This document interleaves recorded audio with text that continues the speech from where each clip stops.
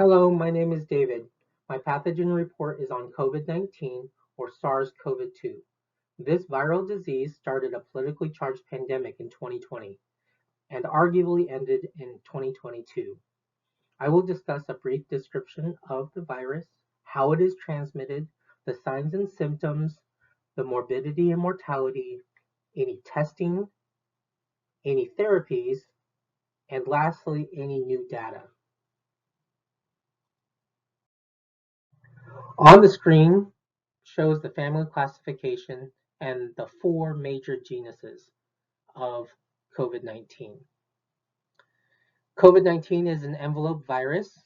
The capsid is helical. The spore is spherical in shape. And the DNA length is approximately 26 to 32 kilobases. The diameter of a spore ranges between 60 and 160 nanometers. To put it in perspective, the influenza is approximately 13.5 kilobases and approximately 80 to 100 nanometers in diameter.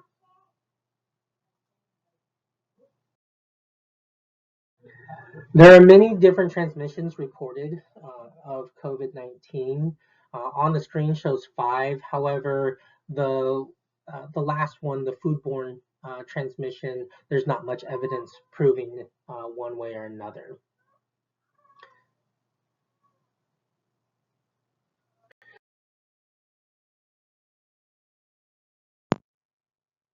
SARS-CoV-2 transmission, per the sources and reports, state that it started in Wuhan, China, by bats. The bats then infected other animals. The animals then infected humans, which is called a zootonic transmission. From there, that is where the pandemic really started, as where it was transmitted human to human. SARS-CoV-2 is a respiratory droplet virus, which means that it can be transmitted through spit, through the nose, through droplets of the mouth. In crowds, you can be infected in the hospital through nosocomial infections or hospital-acquired infections, and also direct contact with infected individuals. The CDC defines direct contact as 6 feet or less and 15 minutes more or more in contact with an infected person. On a previous slide, it talks about the vertical transmission, that is from mother to baby through the placenta and breast milk. The other one is fecal, which is difficult to diagnose because most likely you will not see a positive test from a nasopharyngeal test.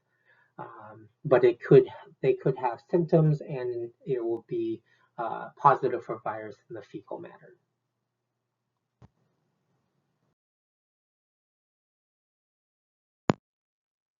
The signs and symptoms of COVID-19 are broken into 5 different categories based off of the severity of illness.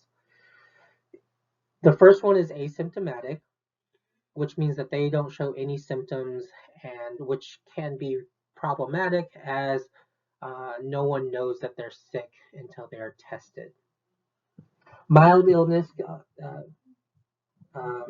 consists of fevers, coughs, sore throats, malaise, headaches, muscle pain, nausea and vomiting, diarrhea, and loss of taste and smell. The most iconic signs or symptom of COVID-19 was the loss of taste and smell.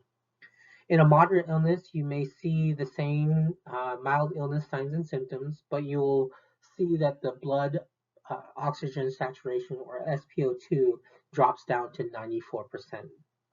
They also will have shortness of breath. In severe illnesses, you may see the blood oxygen saturation levels drop below 94%, and they become tachneic, which means that they become very rapid breathing, and with the shortness of breath becomes inadequate breathing for the patient. In critical illnesses, you're going to see respiratory failure, septic shock, and multi-organ dysfunction. To note, you may see multi-organ dysfunction in the other categories based off of the patient's comorbidities. The incubation period averages about 6.57 days from infection to onset of symptoms. The earliest noted onset is 1.8 days, and the latent onset is 18.87 days. The morbidity of COVID-19 proves the patient might get pneumonia, again, multi-organ failure, cardiovascular issues to include myocarditis or pericarditis, respiratory issues, blood clots, and neurological issues. The mortality rate it varies between demographic groups. However, the crude mortality rate is 2.7%. Where we find the highest mortality rate is in the elderly, and the least affected or least mortality rate are children between ages 5 and 14.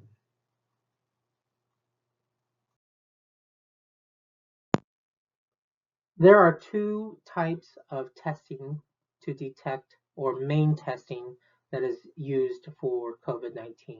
That is a molecular testing and antigen testing. Under molecular testing, this is where you're going to get the nucleic acid amplification tests. Most commonly, we hear are the PCR testing, the polymerase chain reaction. This is where they synthesize the DNA fragments and amplify uh, the DNA synthesis to detect COVID-19. The antigen testing, these are ones that we will see at home testing, the rapid testing done at urgent cares and emergency rooms. These detect the proteins of the virus. Of note, this typically means that you have an active virus or active COVID-19 infection, versus the PCRs may detect the virus well past the contagious phase.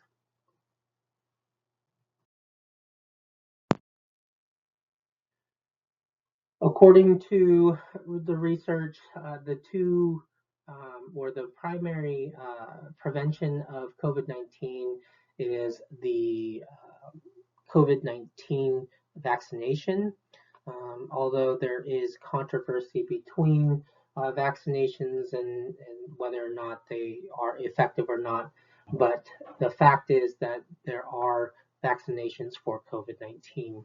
And how they work is that originally it was with two companies, Moderna and Pfizer. They had a 2 series injections or vaccinations, and then uh, in the last couple of years, they've made boosters to help boost the original vaccination. The treatments include many different things based off of the severity of illness. For mild symptoms or mild illness, they're going to use Paxlovid or remdesivir. Paxlovid is a protease enzyme and prevents the virus replicating, versus remdesivir is a agent that binds to the viral RNA on the dependent or on the RNA polymerase chain, which inhibits viral replications by prematurely terminating the transcription of the RNA.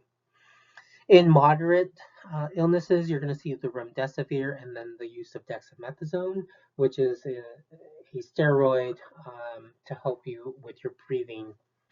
And in severe and critical illnesses, you're going to see hospitalizations, dexamethasone used, and then drugs like baricitinib, which are Janus kinase inhibitors, which helps block or prevents the virus infecting the lungs.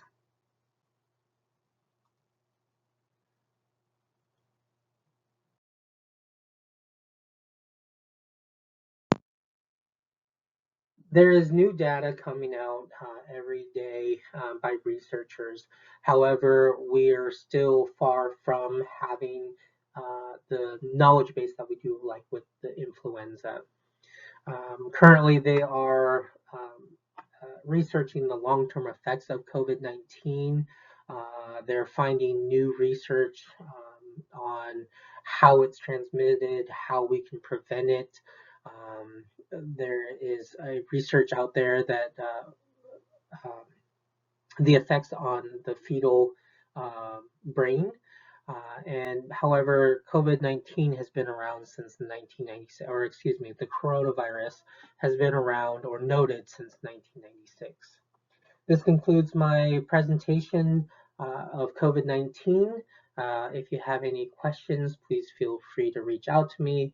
I do hope that you learned something new about COVID-19. Thank you.